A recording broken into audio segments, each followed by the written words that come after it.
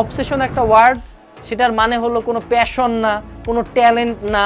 Obsession হলো যে আমি এটার জন্য পাগল কাইন্ড অফ, এটা আমার পুরো লাইফ অ্যান্ড ডেথ, এটা আমার পুরো লাইফ।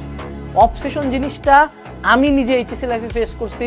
অ্যান্ড অনেক ভালো স্টুডেন্ট, তুমি যেগুলো বিশেষ করে যেগুলো হলো অ্যাডমিশনের টপার, যেগুলাকে হলো তুখর ব্যাচের মাল, যেগুলা কিছু জানোয়ার আছে, তুমি যেগুলা ভার্সিটির ফার্স্ট হয় ওগুলাকে তুমি চোখ দিয়ে দেখবা, কথা বলবা, সাক্ষাৎকারগুলো দেখবা, ও নর্মাল স্টুডেন্টের মতো কথা বলে না, ওই নর্মাল স্টুডেন্টের মতো ওকে টিপস দিতে দেয়, বুঝছো? বাট তুমি মনে রাখবা ওকে স্ক্রিপ্ট শিখাই দিছে যে তুই এগুলা বলবি।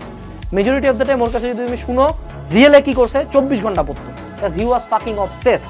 সো লাইফে যখন তুমি কয়েক লাখ মানুষজনের সাথে লড়াই করতেছেন, সবাই চায় একটা সিট, একটা সিটের বিপরীতে 100 জন 200 জন এক্সাম দিচ্ছ, 16-17 জন ফাইট করে একটা সিট নাও, 0.5-এর জন্য যখন 3টা মেডিকেল পিছনে চলে যাও, যখন জাস্ট কিছু মার্কের জন্য বইটা পরীক্ষা দিতে পারো না, যখন একটা ম্যাথ ভুল করার জন্য বইটা সিটটা চলে যায়, তখন বুঝতে হবে যে এখানে আসলে নর্মাল কোনো কম্পিটিশন হচ্ছে না, এখানে খুব মজা করে পড়বে, অ্যানালাইসিস করবে, এই করবো, মেলা টেকনিক খাটাতে পারো।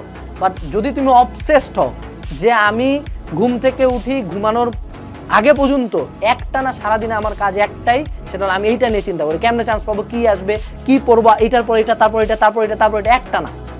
মানুষজন দেখে তোমাকে পাগল বলতে পারে, মানুষজন দেখে খারাপ বলতে পারে, সারাদিন পরিষ্কার, এইটা যখন বলবে তখন বুঝবা তুমি রাইট ট্র্যাকে আসো, কারণ এটা সারাদিন পড়ার মতোই জিনিস, এটা এরকমই competitive.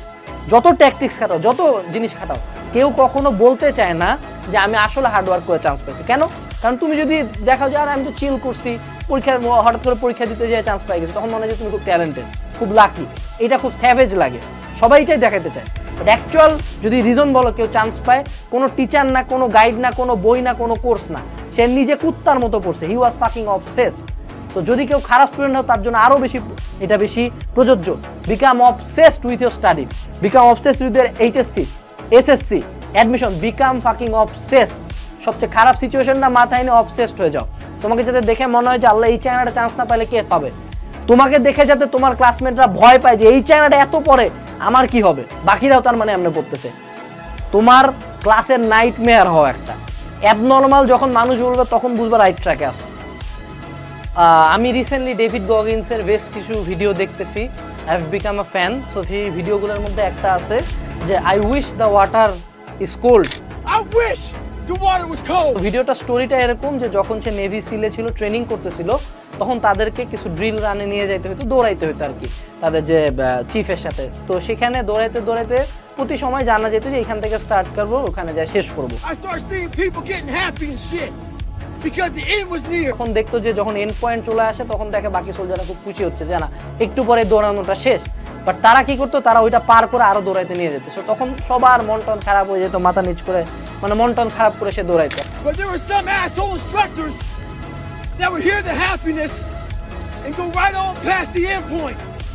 When that happened, everybody stopped talking, heads would start dropping, and I start taking fucking souls. David Goggins তখন খুব খুশি হইতো। কেন? কারণ সে আশা করতো যে এই এন্ড, এই যেই হলো আমাদের যে দৌড়ানো রাস্তা আছে এটা আননোন থাক। সে আশা করতো যে বৃষ্টি হোক, সে আশা করতো যে পানিটাতে সাঁতার কাটবো সেটা ঠান্ডা হোক।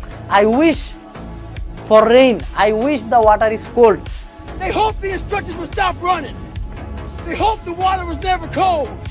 They hope the weather was fucking good. I don't live off that hope shit. I wish the water was cold. I wish them motherfucking instructors keep on fucking running. I wish for fucking rain. When the ending is unknown and the distance is unknown, that's when you know who the fuck you are. তো এখানে সে লাস্টে একটা line বলে, যে লাইনটা হলো এটা defining point. When the ending is unknown, that's when you know who you really are. So এইটাই হলো কথা আমাদের এইচএসসি বা এসএসসি বা অ্যাডমিশনের প্রত্যেকটা পরীক্ষার্থীর জন্য আমি বলতে চাই যে তোমরা কিন্তু এক্স্যাক্টলি জানো না কোশ্চেন কেমন হবে, তোমরা কিন্তু এক্স্যাক্টলি জানো না তোমার পরীক্ষার আগে সিচুয়েশন কেমন হবে, তুমি এক্স্যাক্টলি কোনো কিছুই জানো না যে আলটিমেটলি তুমি চান্স পাবা কিনা।